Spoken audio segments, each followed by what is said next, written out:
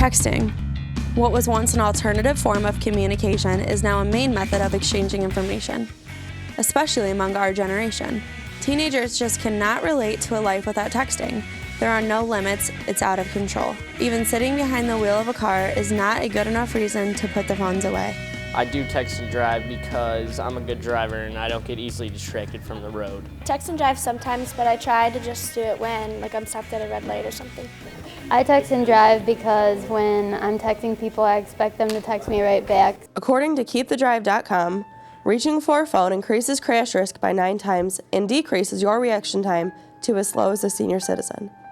Distractions while driving injure 330,000 people every year. So how many Amherst students text and drive? Of the 213 surveyed, 84% have texted while driving in the last week, and of those, 93% have texted while driving in the last 24 hours.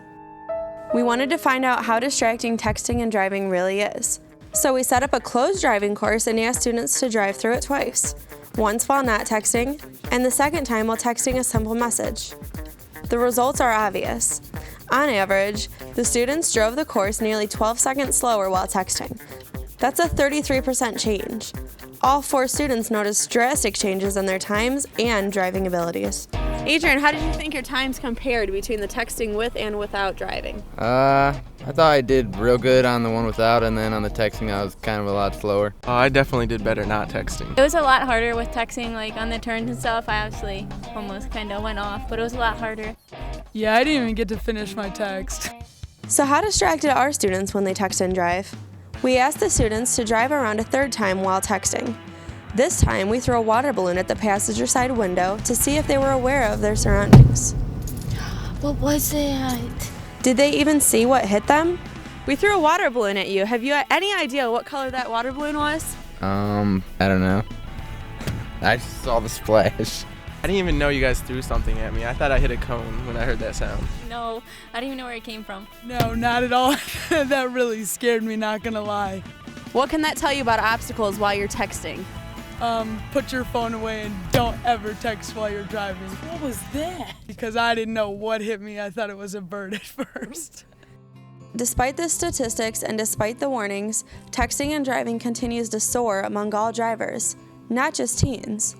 So local governments have been forced to step in and pass ordinances to deter the texting and make our roads safe.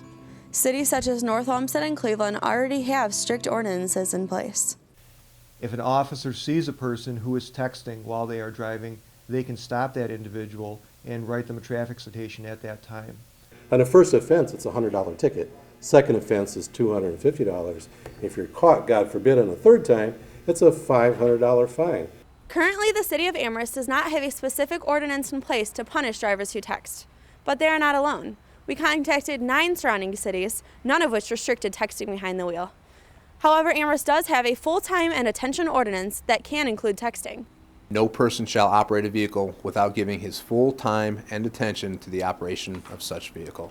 There's not an Ohio code on it, and there's no Amherst code on it yet, but I would imagine sooner or later that will happen.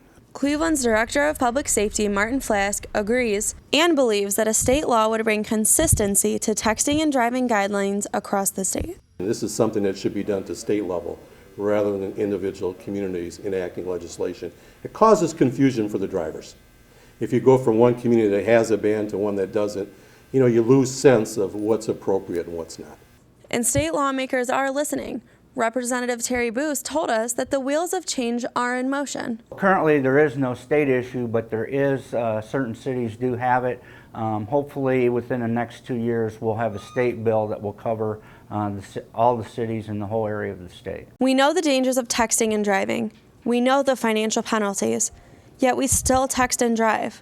What will it take to put the phone down? You've heard all the tragic stories. You've seen the deaths, young people maimed and mutilated for life as a result of texting and driving.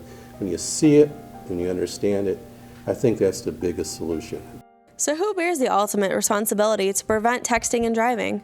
Is it the state legislatures, the local law enforcement, or is it your responsibility to make good decisions that potentially affect the outcome of your life and the lives of others as well? This is Jordan Simmons for Steel News Live.